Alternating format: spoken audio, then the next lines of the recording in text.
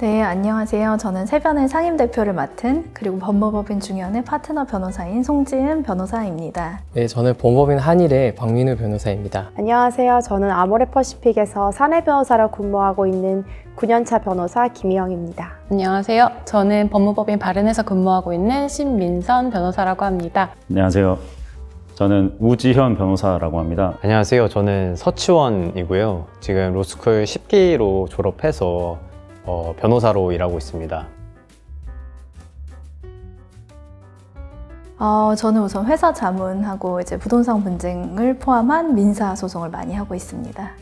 일반 민사, 형사, 송무 업무와 또 회사 자문 업무를 하고 있는데 최근에는 비상장 주식 사기 이거를 21명 고소대리에서 진행하고 있고 이렇게 재산범죄 고소대리 이런 사건도 많이 하고 있습니다.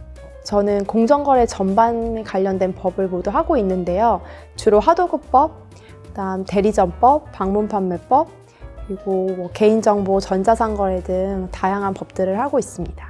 저는 주로 지식재산권 사건 관련된 업무를 많이 하고 있고요. 그 다음에 일반적인 민형사 사건, 소송 업무를 주로 담당하고 있습니다. 저는 지금 법무법인 신원에서 엔터테인먼트 사건 위주로 소송 및 기업 자문 업무를 하고 있고요. 저는 입법전략자문팀에서 그 법령 재개정이나 국정감사 같은 것에 대응하는 업무를 담당하고 있습니다. 저는 ISFJ 용감한 수호자입니다. 저는 ISFJ입니다. ISFJ 특징이 남 눈치를 좀 보고 대체로 좀 소심하고요. 부탁 거절 잘 못하는 특징이 있다고 하는데 그 부분은 맞는 것 같습니다. 그 다음에 계획하는 걸 매우 좋아해서 계획이 어그러지면 굉장히 스트레스를 많이 받는 타입입니다. 제 MBTI는 ENTP라고 뜨거운 변론가형입니다. 저는 ENTP입니다.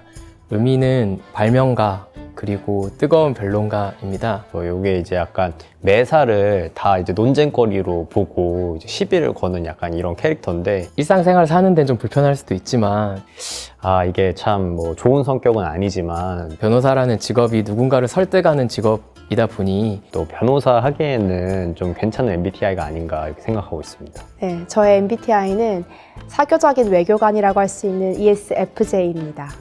저는 ENFP인데요. 가끔 TP가 나와서 아마 F랑 P가 한 60대 40이지 않을까라고 생각합니다. 저는 친구들이나 가족들이 가끔 싸우고 나면은 너는 T다 라는 얘기를 많이 해요. 그래서 T랑 F가 왔다리 갔다리 하는 ESFJ인 것 같습니다. 그래서 저는 ENFP여서 여행 갈 때 카드 한 장만 가지고 갑니다. 계획 따위는 하지 않습니다. 저는 남편하고 초등학생인 큰아들과 그다음에 26개월 된 작은 아들 둘을 키우고 있는 워킹맘입니다. 저는 귀여운 남편이랑 더 귀여운 21개월 딸아이를 가지고 있는 사람입니다. 네, 다시 해도 될까요? 저는 남편하고 8개월 된 딸아이가 하나 있습니다. 저는 이제 어머니, 아버지, 그리고 저도 동생이랑 같이 살고 있고요. 부모님과 형 이렇게 네 가족에 형이 이제 결혼해서 형수님이랑 5살짜리 아기가 있습니다. 변호사님은 그럼 현재 싱글이신가요?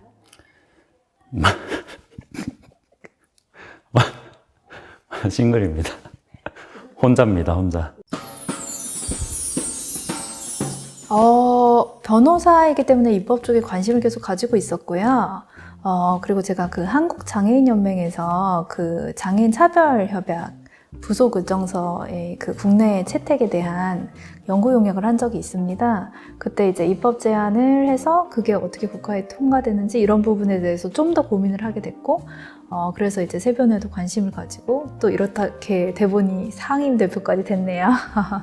사실 뭐 운명적인 계기가 있었던 건 아닌데요. 그래도 이제 제가 학부에서 법경제학을 들으면서 저희 교수님께서 이제 던졌던 어떤 화두가 제 머릿속에 많이 맴돌았습니다. 근데 그게 이제 결국 사과를 이제 공평하게 반쪽으로 나눠서 주는 거를 어떻게 할 것이냐 물어봤을 때 이제 어떤 사람한테는 사과를 자르게 하고 어떤 사람에게는 자기가 가져갈 사과를 고르게 한다면 이제 사과를 자르는 사람은 그게 반으로 잘리기 위해 노력을 할 수밖에 없고 또 이제 사과를 고르는 사람은 그 사과가 반으로 제대로 잘리는 거를 이제 감시할 수밖에 없기 때문에 어떤 공정한 분배가 될 수 있는 인센티브를 제공한다는 그런 말씀을 하셨거든요. 뭐 예전에는 법이 이제 옳고 그른 거를 이제 명확하게 구분해주는 기준만 되면 됐다고 한다면 이제 사실 분쟁의 양상이 복잡해지고 이렇게 할수록 어떤 우리 사회가 좀 공정한 구조를 만들어낼 수 있는 어떤 제도적으로 잘 디자인된 법을 갖는 게 중요하다고 생각했고 그런 부분에서 좀 세상에 기여하고 싶다는 생각을 해서 입법에 관심을 갖게 되었습니다.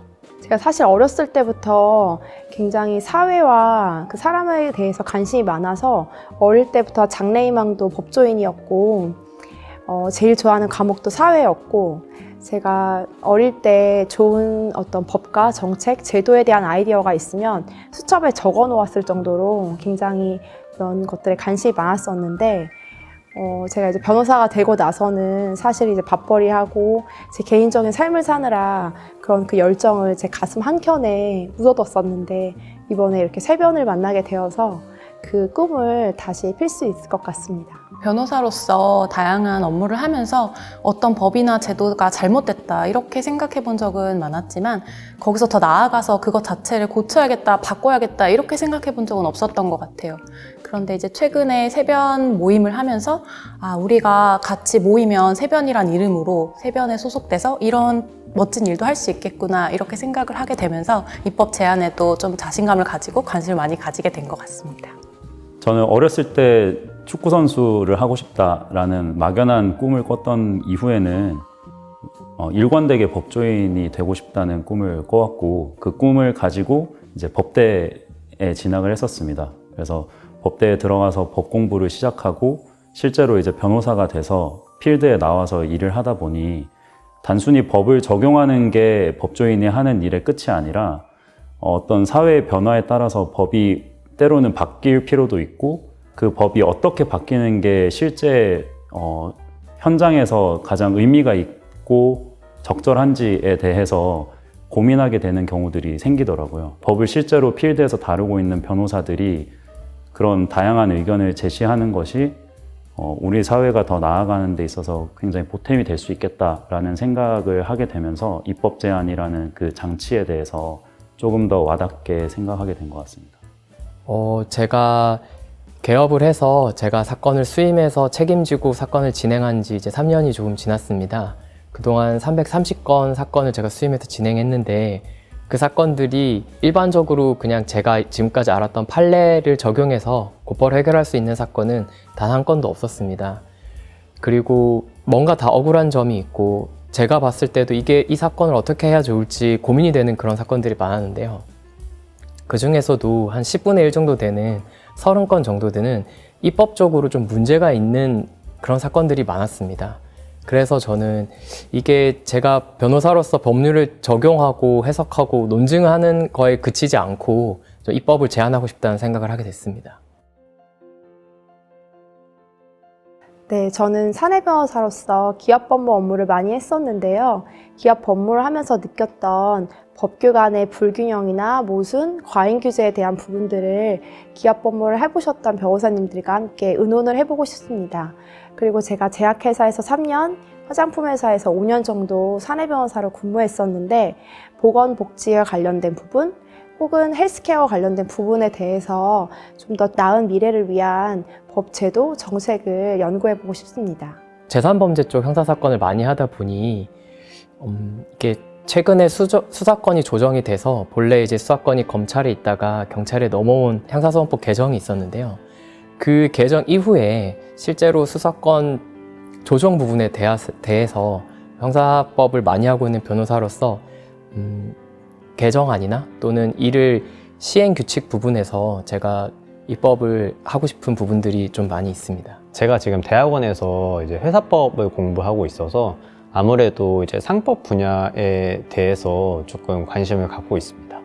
일단 제가 엔터테인먼트 산업을 주로 이제 많이 접하다 보니 지식재산 내지는 엔터테인먼트 산업에 관련된 그런 입법 분야에 상당한 관심이 있고요. 저는 아까도 말씀드렸지만 그것도 두 아들을 키우는 엄마인데요.